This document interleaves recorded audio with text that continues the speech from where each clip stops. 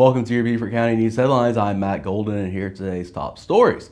A group of scientists, students, and conservationists waded into a crock full of pluff mud this month for 2 days of Diamondback Terrapin research on St. Helena Island. It was the second time the team has come together to monitor this unique species. Often overlooked, Diamondback Terrapins live in brackish water, including salt marshes. Studying them offers a unique window into the health and dynamics of Beaufort County's most dominant ecosystem.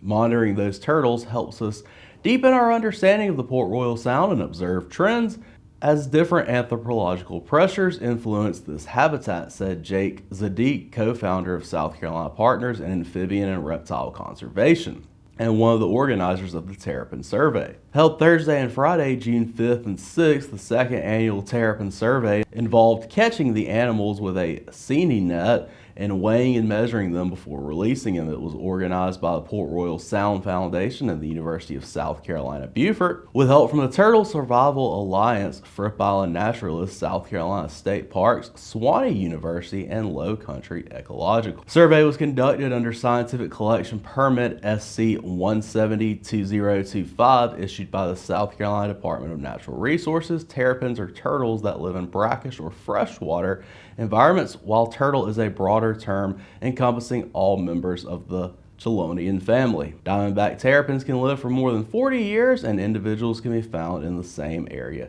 year after year.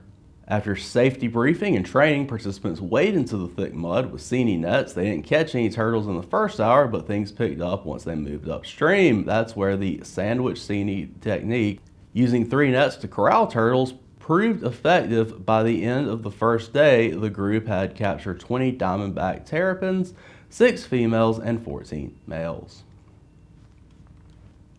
Starting this fall, the Department of Motor Vehicles will no longer issue day of driver's license in a shift to make state IDs more secure, the agency announced Friday, June 20th. Residents with current licenses don't need to get theirs updated until the expiration date. The new licenses, beginner's permits, and identification cards will be made of stronger material and use laser engraving that makes them more difficult to counterfeit, according to a Friday news release. First and foremost, the updates will better protect South Carolinians from becoming victims of identity fraud, Agency Director Kevin Schwedu said in a news release. Additionally, they will provide a more secure and reliable credential for law enforcement, merchants, retailers, and other parties who count on the authenticity of licenses and identification cards we issue. The cards will also look different, using a to-be-announced new design that more prominently features Palmetto State imagery. According to the agency, the changes involve centralizing the production of driver's license permits and ID cards.